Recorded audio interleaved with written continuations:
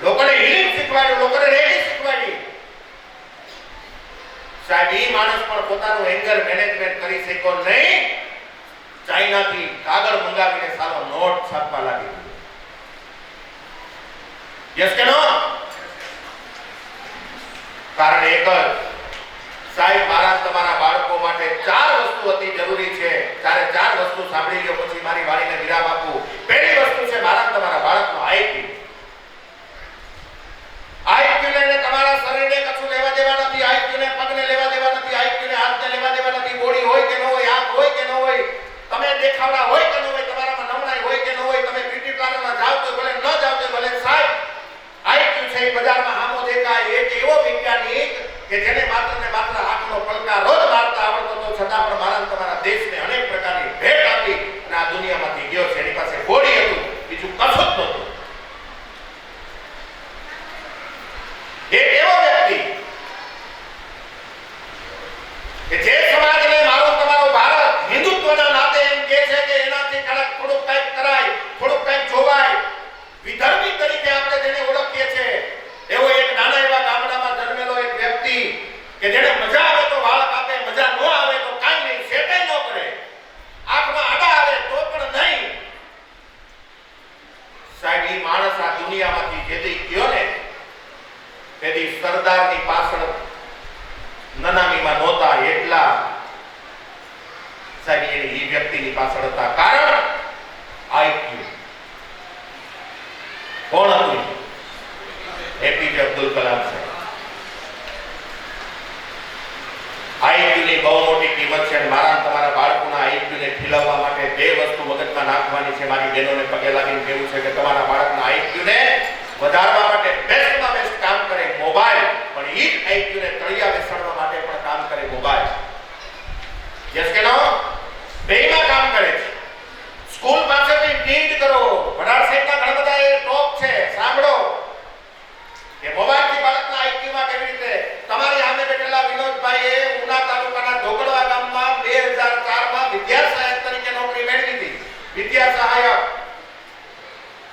અને ત્યારે મને ખબર છે હરેશભાઈ ને બધા મને જાણે જ છે. ઈ ગામમાં જેની હું ટ્રાઇસિકલ મારી ગઈ હતી. ટ્રાઇસિકલ શિક્ષકનો જીવ હતો. સ્કૂટરમાં પેટ્રોલ બગડે એના કરતા ઘરેથી ટ્રાઇસિકલ લઈને આ શિક્ષક જતો હતો. એ ટ્રાઇસિકલ આમ દરવાજે લગાવીને પછી ભણવા જતો હતો. મેં 2012 સુધી સર્વિસ કરી, એમાંથી રિઝાઇન કર્યું. કારણ એ મને એવી એક સિસ્ટમ બની જે સિસ્ટમના માધ્યમથી મારો આઈક્યુ ક્યાં ઊંચો ગયો. અને આજે રાજકોટમાં જઈને મને વર્ષા ફાઉન્ડેશન બનાવવાનો મોકો મળ્યો અને 19,000 બાળકો આજે વર્ષા ફાઉન્ડેશનની નીચે પોતાનો બેસ્ટ આઈક્યુ બનાવી છે.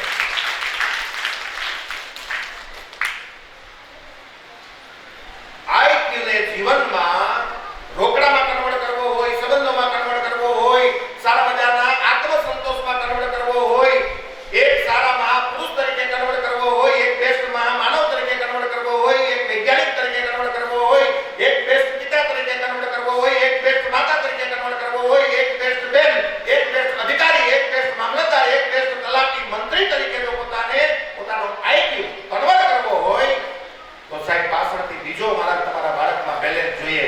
EQ, emotional question. આ દુનિયામાં જેટલા પણ આત્મહત્યાના કેસ થઈ ગયા છે ને એની ઉપર કેલિફોર્નિયા યુનિવર્સિટી એમ કહે છે કે ઇન્ડિયાની મોટામાં મોટી નબળાઈ આઈક્યુ ઉપર કામ જ, ઈક્યુ ઉપર કામ જ થતું નથી. ઝીરો. એટલા માટે મારે અહીંયા બોલવા માટે આવવું પડ્યું છે કે આ સંસ્થા તમને ન ખબર પડતા ક્યાં ઈક્યુ ઉપર કામ કરે છે. તમે મને એક્સ્ટ્રા બોલાવજો, હું તમારા પેરેન્ટિંગમાં બતાવીશ કે બરાડ સાહેબ ક્યાં ઈક્યુ ઉપર કામ કરી રહ્યા છે. સાહેબ આપણો વિષય નથી ઈક્યુ નો, એટલે આપણને ઈક્યુ માટે ખબર નથી. Emotional question. બાકી આ દુનિયામાં સંબંધો મેનેજમેન્ટ થવા, ટાઈમ મેનેજમેન્ટ થવો, બિઝનેસ મેનેજમેન્ટ થવો, તમારા પોતાનો આંતરિક બોડી મેનેજમેન્ટ થવું, આ બધા ઉપર 95% જો કોઈ વજન હોય તો સાહેબ ઈક્યુ નો છે, લાગણીના આંકનો છે. જે આજે આઈક્યુ અને ઈક્યુ બાળકના બહુ ડિફરન્સ છે. બહુ આઈક્યુ વાળો છે તોય કામનો નથી, અને બહુ ઈક્યુ વાળો છે તોય કામનો નથી. મારા જીવનમાં મેં બે જોઈ લીધું છે. બહુ ઈક્યુ વાળો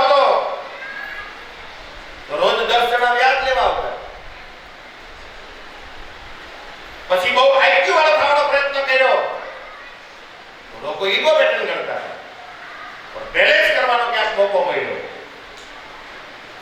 એટલે આજે ફેસબુકમાં, યુટ્યુબમાં 2-3-4 મિલિયન સુધી વિડીયો જાય છે.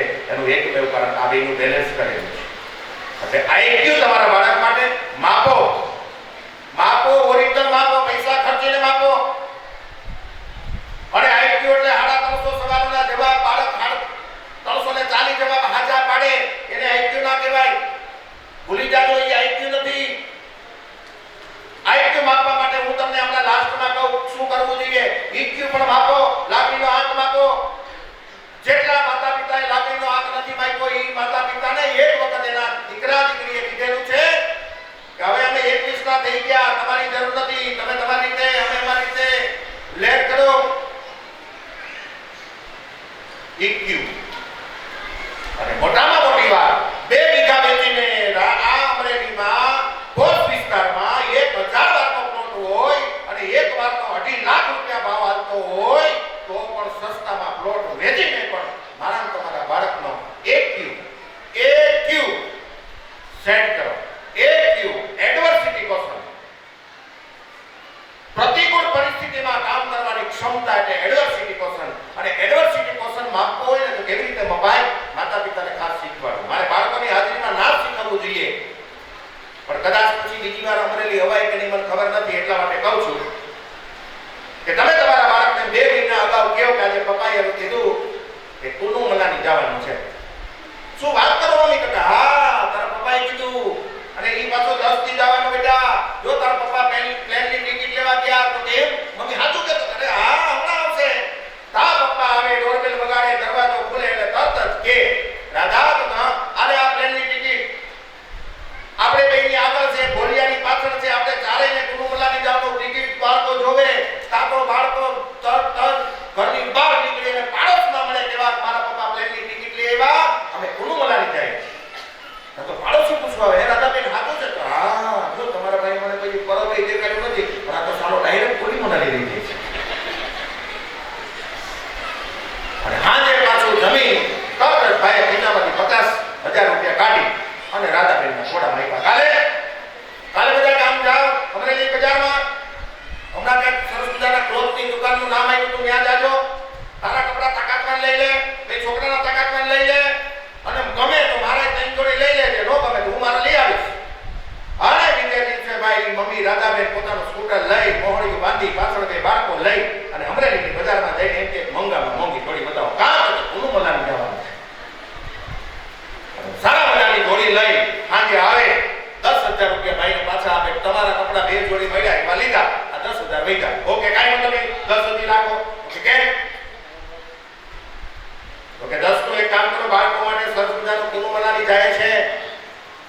સારા મજાના સ્પ્રે લઈ લ્યો. તારે કઈ બ્યુટી પાર્લરમાં જવું હોય તો 5,000 એમાં નાખી દેજે. જા મસ્તીનું સરસ મજાનું કરીને આવ.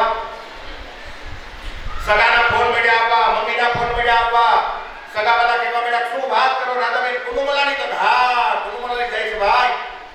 એક દિવસની વાર હોય એટલે તમે તમારા ડ્રાઈવરને બોલાવો કે જો ભાઈ કાલ સવારે વહેલું 5 વાગે અમદાવાદથી પ્લેન છે, રાજકોટથી પ્લેન છે, એટલે ઝડપથી અમને પહોંચાડવાના છે, એટલે તું સવારે કામ કરજે, 2:30 વાગે આવતો જજે. એક કામ કર, અહીંયા સુઈ જા. એટલે ડ્રાઈવર બિચારો ત્યાં સુઈ જાય, આખું ઘર સુઈ જાય, છોકરાને નીંદર આવતી નથી, કારણ કે સવારે કુનુ મલાનીના પ્લેનમાં બેસવાનું છે. અને છોકરાને જોડું આવી ગયું, બેનને જોડું આવી ગયું, ભાઈને જોડું આવી ગયું, અને 3:30 વાગે, 4 વાગે, 5 વાગે નીંદર ઉડી. તરત જ છોકરાને કહેવાનું બેટા બ્રશ કરો, નાઈ ધોઈને તૈયાર થાવ, પાછળ દફતર નાખો. મમ્મી દફતર? હા બેટા તમે સ્કૂલે જાઓ, પાપા જાય ફેક્ટરીએ. હલો અરે પણ મમ્મી કે બીજું કાંઈ નહીં, જાઓ સ્કૂલે ફેક્ટરીએ. શું થાય? સાંજે આખા રાજ્યમાં, આખા દેશમાં ખબર પડે કે રામ રાજા બનવાનો છે, રાજ્યાભિષેક થવાનો છે.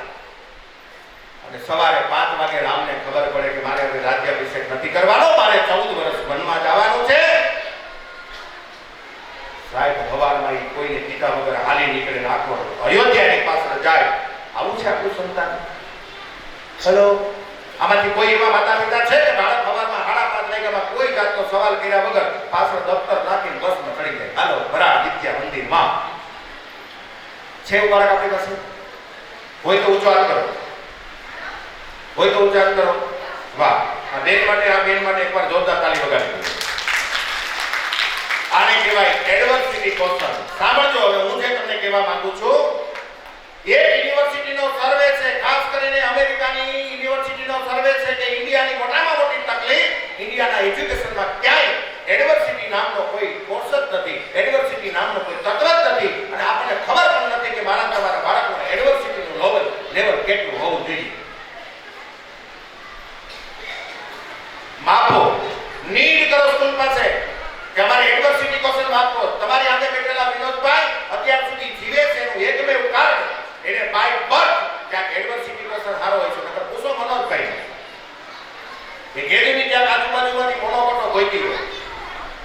યસ કે મનોજભાઈ? આ બધું સામ્રાજ્ય છે એનું એકમેવ કારણ સાહેબ એડવર્સિટી કોશન બાય બર્થ મળેલો હશે. એટલે ગમે તેવી સ્થિતિમાં પણ, ગમે તેવી પરિસ્થિતિમાં પણ દિગાની આગળ વધ્યા. એટલે આવનારી કોઈ પણ પરિસ્થિતિમાં મારું તમારું બાળક દગે નહીં, અઘટિત ઘટનાનો ભોગ ન બને, એના માટે એનો એડવર્સિટી કોશન માપી લેવું. લાસ્ટ વાત જે તમને મને બહુ લાગુ પડે છે, હું તમને એક ખાલી એક્ઝામ્પલ આપું કે સમજો કે આમાંથી કોઈ પણ એક બેનને હું એમ કહું કે અહીંથી બસ સ્ટેન્ડ સુધી દોડવાનું છે અને એના હું તમને 5000 રૂપિયા આપીશ. બેન અહીંથી કટ દોડી જાય, બસ સ્ટેન્ડ